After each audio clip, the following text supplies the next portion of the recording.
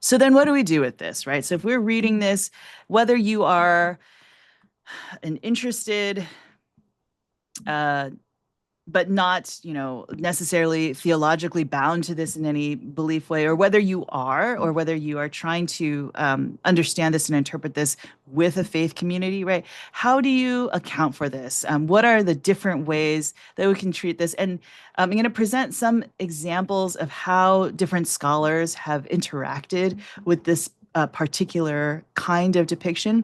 And these can also be representative of how we might interact with Revelation as a whole, not just the gender and sex parts that I've just gone over tonight, but also the other violent imagery with punishment. What kind of theology are you talking about when we split into this apocalyptic dualism in which there's just no point of forgiveness, right? Or a sense of impending doom and condemnation. How do we deal with that and the other violence, plague, etc., warfare that we find in Revelation?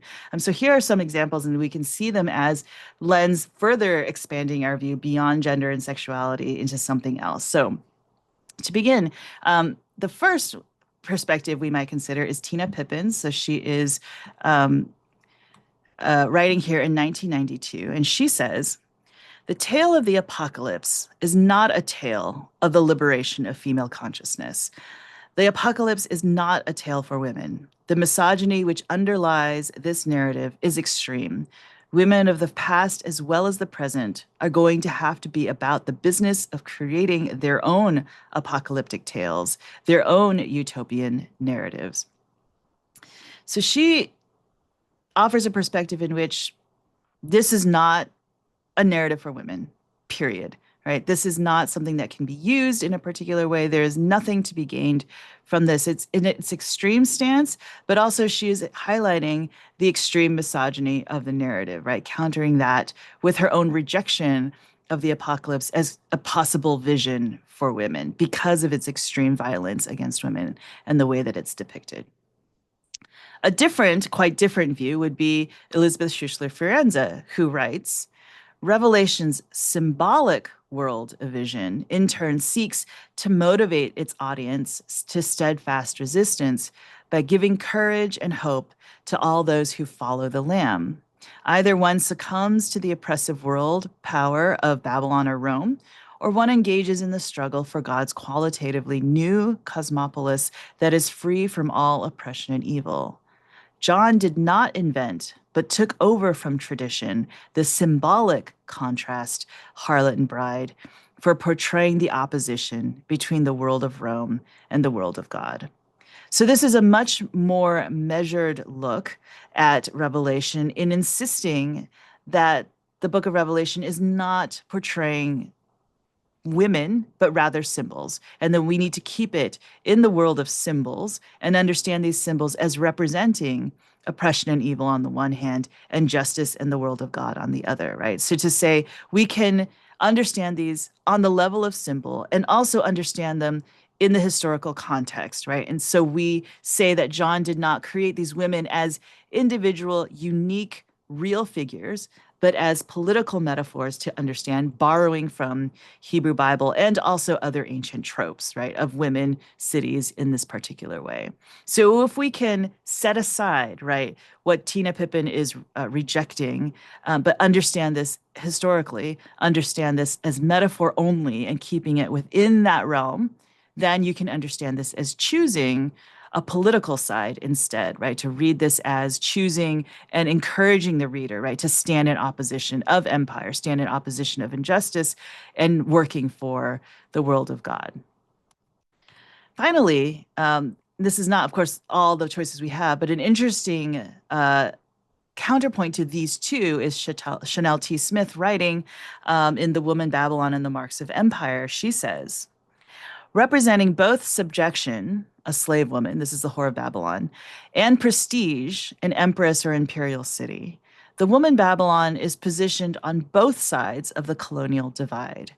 Employing a post-colonial womanist critique, I will argue that the woman Babylon is an object of ambivalent identification, which incites tension within this African American woman, she means herself, because she reflects ever so sharply and bitingly my continual conflicting reality of being simultaneously a victim of and participant in empire. Right. So Chanel T. Smith is reading her own narrative, her own understanding as her own history as a Black African American woman in the United States, right, within the Empire of America, to read that and looking at and thinking about the whore of Babylon or the woman Babylon, as she terms her, right? So both. We see the woman Babylon has branding, which is symbolic of an enslaved woman in the ancient world.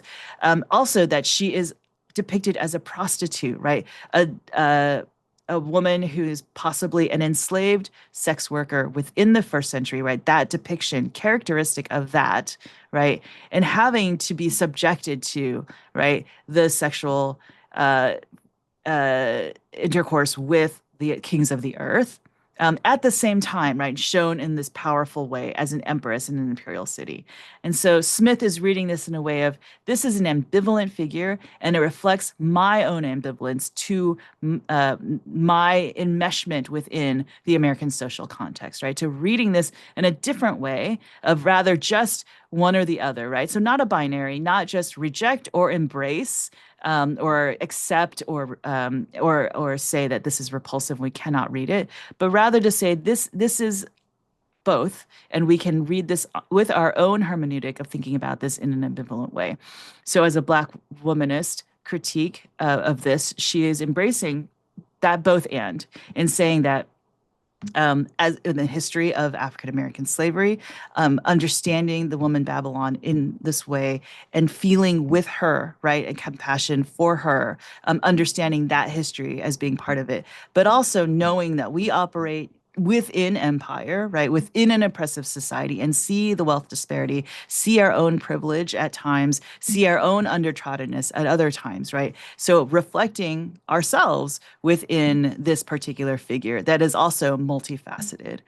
So this is a way also of thinking about how do we then step back and look at the book of Revelation in general, right? Thinking about its violence, thinking about its end times ultimatums and absolutes, right? Dramatized in a way that is incredibly violent, incredibly destructive, full of death and judgment. Um, you could have all three of these and other, right, interactions with the book of Revelation to say, I reject it. It is not a story for me, which is always a possibility for anything, right, that we read these texts. But also to say, I can see those striving for justice, the rejection of empire, the rejection of oppression in these ways, or saying also, I see that ambivalence in myself as a way of reading this particular book. So I would say that these different perspectives show the multiple possibilities, and I wouldn't say that any one of them is correct or that any one of them is true always for all time, right? So that interpretation or hermeneutics shifts with time. We often forget that we want to land on something for interpretation of scripture that is sure, that will always hold water, that will always be true.